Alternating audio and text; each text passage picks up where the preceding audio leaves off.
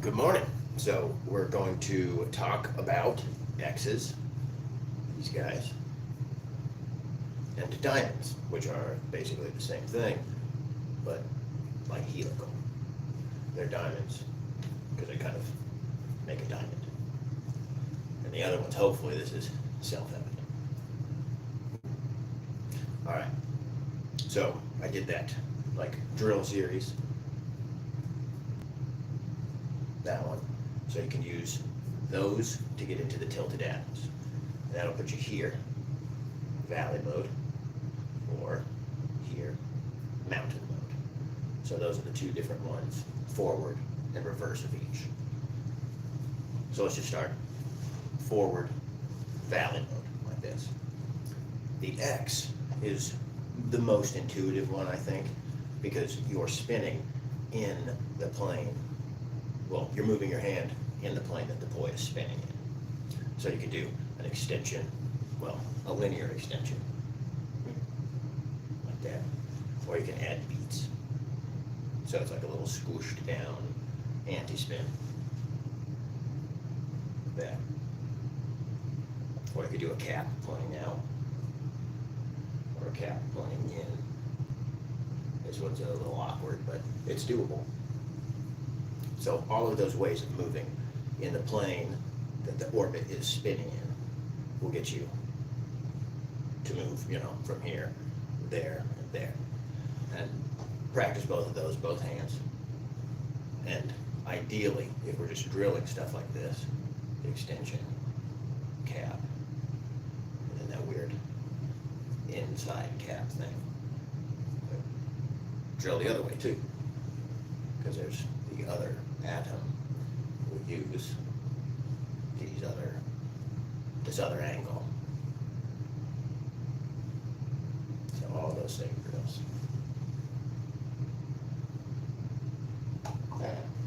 You get the point. So then it's actually pretty easy. It's pretty intuitive. So this buzzsaw, if you know this one where it's just a buzzsaw, arms go up and they split, meet in the middle like that, split, split, split. If you can do that one, you're basically 99% of the way there with that X.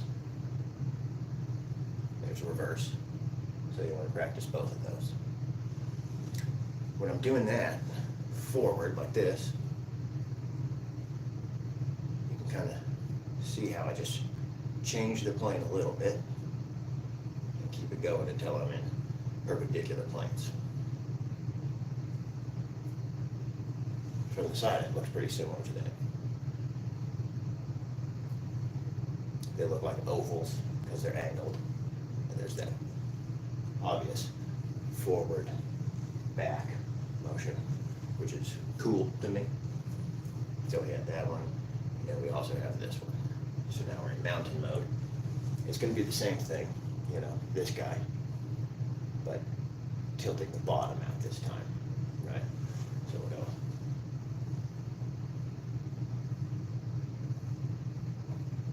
Oh wait, we're doing that. Beat in the middle. Split. Split. Split. And you can hold that atom as long as you need to, so that if it seems confusing what's going on, you can hold this atom. Or if the atom's confusing, you can hold these splits. This takes some getting used to, this weird, it's this guy, but they're at 90. Kind of get comfortable doing it whichever way is the easiest for you at first. Try that. It's going to be that one's pretty straightforward. And then try to hold it and see if you can turn towards it and keep those planes there. That drill took me a while, this one, to get used to this, but it pays off. It makes all this stuff much easier. And then turning, yeah, so check this out. Mountain mode. We go into our split thing. Turn towards it. It's this weird wall plane feeling thing. If you turn all the way around, uncross your arms, it's valley mode. Excuse me. So practicing that also kind of demonstrates how forward valley correlates with reverse mountain, and reverse valley correlates with forward mountain. That's a lot of the X stuff. Okay, then instead of stopping at this atom right here, we can start utilizing those things we were drilling, like there we go, this is our cap. So we can do that instead, right?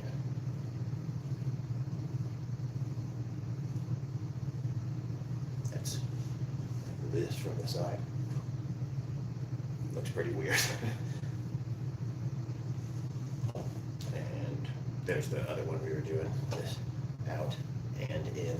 So it's like the squished linear anti-spin thing. You do that with both of them. That one looks much, well, that one looks cool to me, especially compared to the cap one. And from the front, so that kind of has a cool look too. And all this stuff in the mountain and the valley mode. Another note on these is there's my hands. This is on the top of my hand. I could put it to the bottom. So we have two options on both arms, right? So this is both on top, one on the bottom. Clearly, I don't use this one very often. They don't really get close enough. I guess you can make it work quick, but the top hand, bottom, that one, it looks pretty clean.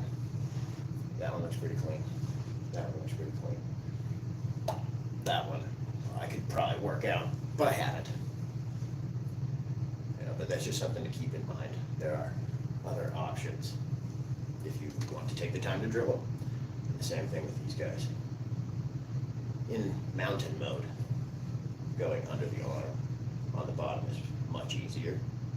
And then going over the arm on the top is the one that's kind of wonky.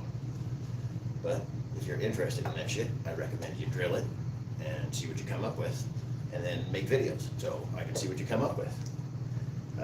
The next thing will be, from here, we'll go into our diamond. And the diamond is essentially the same hand path, but flipped around, right? So if, here we are in valley mode, my native hand is on top, my non-native hand is on bottom, and then here we are in mountain mode, my non-native hand is on top, my native hand is on bottom. Just imagine those correlations inverted, and that's how you get your diamond. So I'm in valley mode, but my non-native hand will be on the bottom. So you can kind of imagine this being this edge of an X.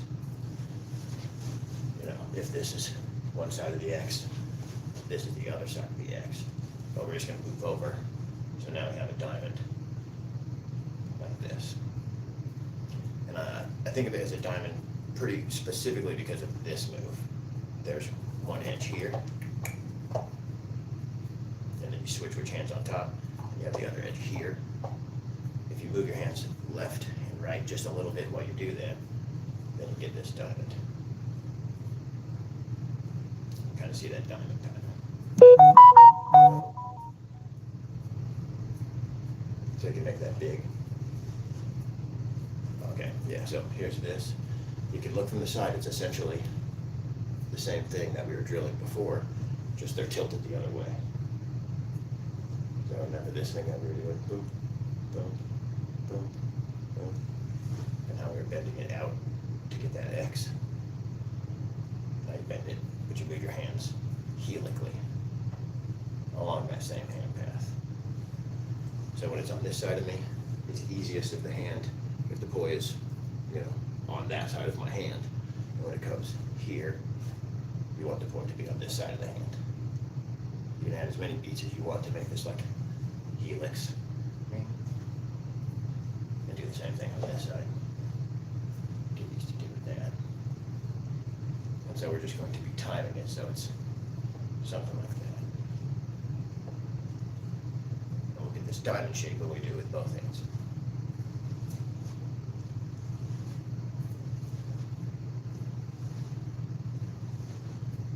Can exaggerate how much, make it more horizontal to get that point, to make the point more evident. And all this is valley. You can do the same stuff in mountain mode. And I'm going to show you this one that I think is really cool. And so there is a difference with the way the ploy interact with your body when you're doing mountain mode and when you're doing valley mode, right? So mountain mode has some moves that you can do that valley mode you just can't do because the ploy would hit you. So for this one I'm going to show you, you got to be in mountain mode. And my default setting, excuse me, is valley forward, mountain reverse. You can do it the other way around. Do the one that's more comfortable for you. They visually look real similar. It's good to know both, but just like a hooper has a flow, that's the one I like, valley forward. So that's the one I'll demonstrate here. Shit, dude, I just drew a blank. I don't even remember what I was going to demonstrate. Oh, yeah, okay, this is the cool. So we'll go valley mode. And so valley mode, you could turn around and be in reverse mountain mode. Or if you do this bend right here, bend it like that. It's really easy. If you just kind of let the point do it, it does it. But it's cool because forward valley, reverse mountain, the correlation stays. So that's just a nifty little side trick. But we'll go into our mountain mode. And then diamond. Native hand is on top, non-native hand is on the bottom. You can come into this like atomic. And then the other side, right? And then there's our X. And an X. And then check this out. This is the weirdness. Cross your arm. So you can get that same diamond orientation, but it's like a 5-beat. X. And then the first one we have X. The crossing way. And then we can do that on both sides. Oh shoot. Yeah, exaggerating the horizontalness helps a little bit with getting that to fit.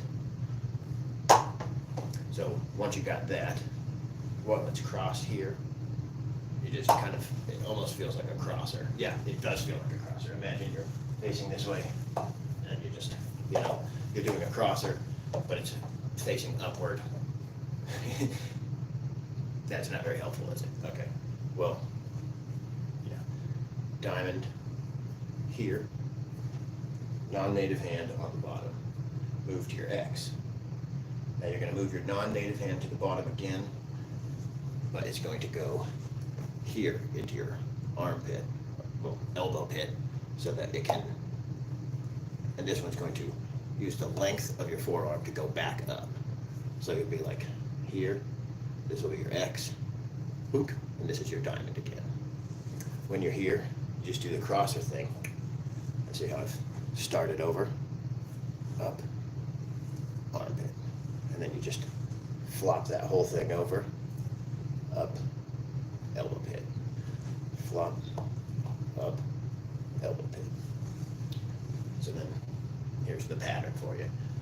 We'll start here, your X, elbow pit, over, X, elbow pit. And that's it looped. X diamond, X thing on the sides.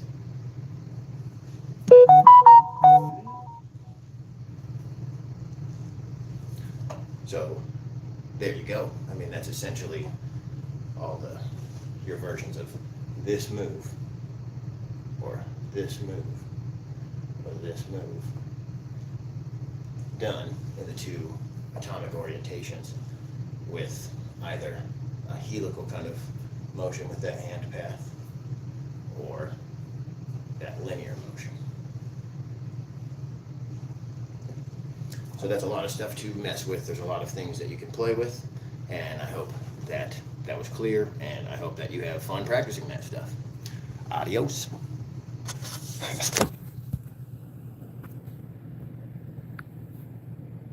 Yes.